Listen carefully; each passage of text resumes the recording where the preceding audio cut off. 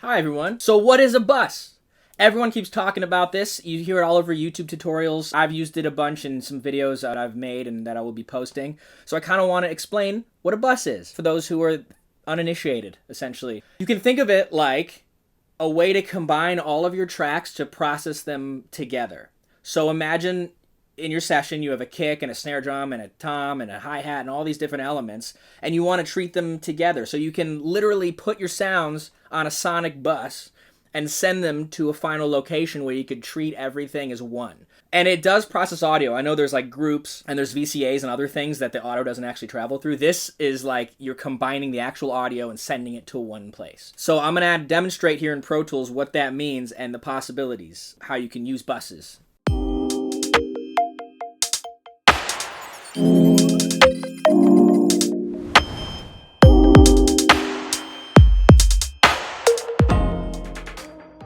If you look here, I have a kick drum and a snare and a hi-hat. I'll show you what it sounds like.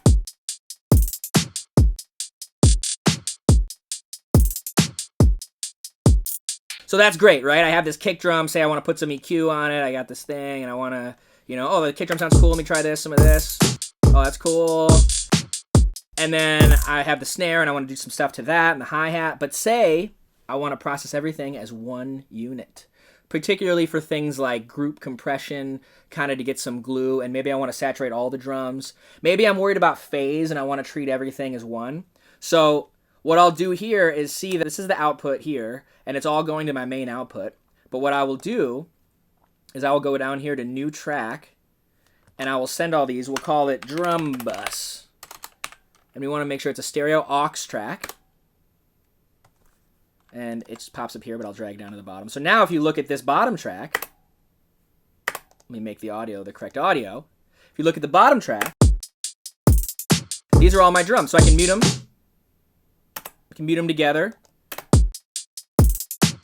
Play them together. If I want to EQ everything at once, say there's too much low end in all the drums, I can kind of put a little high pass thing here. Say I want to add some top end to everything. So yeah, that's a really cool way to combine all your tracks in one. Don't get carried away though, because sometimes this can lead to problems. Because if you're treating everything as one, you might be trying to target an issue that's just happening on one track, but you're now applying a solution to everything at once. So you got to be careful. I would say this is more for broad strokes. Don't do any crazy surgical moves. Do that on the individual track. But this will save you time. It'll save you processing on your computer, and it'll help with phase. For example, if I have a snare bottom and a snare top I've recorded, sometimes it's not the best to put a million individual plugins all doing different stuff on this top and the bottom separately, because now you're going to run into phase problems. So perhaps you can combine them into one snare bus and treat that as one. That's just like a nice example. Same with guitars. Maybe you have a bunch of microphones and you can sum them all together and kind of treat it as one instrument as opposed to a bunch of mics split up. Those are some examples of when I would use a bus. Also, obviously, you've heard terms like mix bus and things. That's when, the entire mix, you would do this with the entire mix. Everything, drums, guitars, bass, vocals, background vocals, all go to one thing, and you can treat that. That is definitely an area where I'd advise to be cautious and only do 1 or 2 dB increments of things so you don't run into problems. But that's a really good way to make your mix gel, and you can apply some mix bus compression to that. It'd be the same process as what I just explained, but everything. So that's kind of the best way I can delineate the process of just overall sending your tracks to a bus.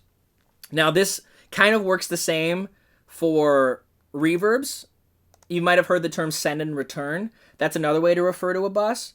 Like you're sending your audio out to somewhere for processing, and then the return is sort of where you're catching it and receiving it. So this drum bus down here would be the return essentially for all of my drums.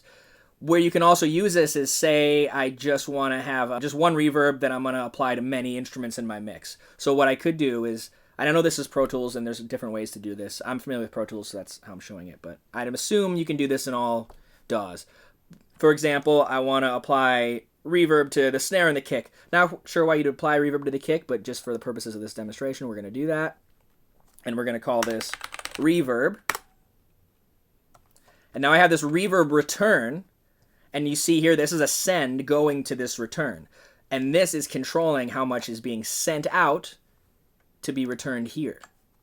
And you could also call this a bus. So this is sort of the journey. This is the bus it's taking to arrive at this reverb return. So now if I put just a reverb, what's a good reverb? Let me do deverb. Deverb's always good. You put like a nice plate or something. Make sure the mix is 100% wet because this is now a parallel. Parallel meaning it's happening in conjunction with the original source. So they're blending together. It's not processing the original. So make sure the return is 100% wet. Usually that's kind of what you always want to do on returns, 100%. And now I'm going to send this. So now,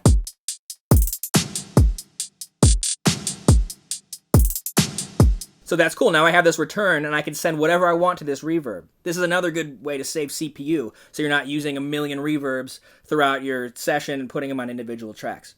The other good thing about doing stuff this way is it creates a sense of cohesion in your mix when you're sharing reverbs, because then if I send multiple instruments to one reverb, they're kind of working and dancing together in that reverb, and it's not so isolated. It kind of gives the sense that the mix is working and breathing together, which is the same sort of effect you'd get if you mic'd up a live band in a room and just had them play. All the instruments would be bleeding into each other. Sometimes when you put individual reverbs on every track, it sounds too isolated and everything's in its own space, and that's not what you want. That's not a mix. That's not the instruments mixing together. I could theoretically, I'm going to copy this by holding Option in Pro Tools, and we're going to send this to the kick, and now the kick and the snare are both going to this reverb. And you can see here, this is the return. So now if I could mute the reverb, and I can put it back on. And what's cool now is you can automate this too. So I could automate this in my mix to do something like this.